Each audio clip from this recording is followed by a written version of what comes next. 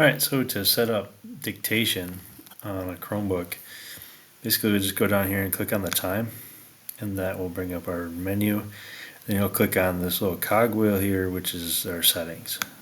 Click on settings, and then the settings we want to change has to do with accessibility, right? So on accessibility, we're going to look at keyboard and text input. So you click on keyboard and text input, and then we're going to make sure this is turned on, dictation. If it was already on, or once you turn it on, you know it's activated by seeing this little microphone down here, right? And that's it. So once it's active, this is kind of how it works. So let's say I'm in this Google document right here. Wherever I click, if I say, if I click on the microphone, right, I click on that and say, here is my paper on the Civil War, right? So it's just listening to everything I say and typing it in here, and it's pretty accurate. It'll give you a second to review it, and then it will drop it in.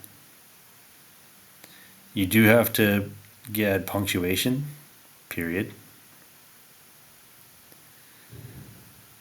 But for the most part, it's pretty good about spacing and basic grammar, period. Do need to review it, make sure it says what you wanted it to say, but it does a pretty good job. The other thing to pay attention to is the shortcuts. So there's a lot of shortcuts that you can use with this. So for example, if I say move to the next line,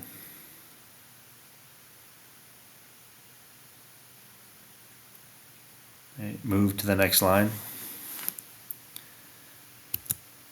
and then you just hit enter to make that command happen. I could say redo, and that goes back to where I was before. So to find these like little shortcuts, here's another example of it in use as well. So if I open up another tab and I found this on the web for finding shortcuts. If I go into Google and I'll say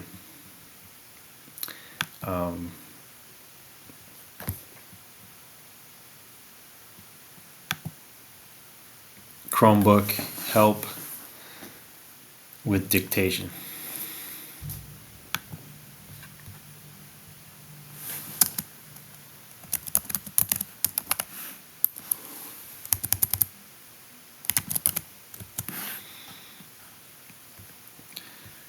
All right, and then what I'll show you here is what they use, right?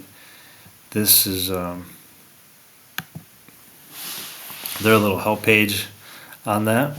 But it kind of goes over what I just went with you, but here's all the commands and the descriptions on what you can do with it. So having this printed out would be helpful, or bookmark it to be able to refer to it later. So a little bit of control over it, right? But for the most part, it's pretty straightforward. Again, you need to check it. So, but it's way better than typing it all yourself, right? So I've used it before, and it does a pretty good job of saying what you need to say. Period.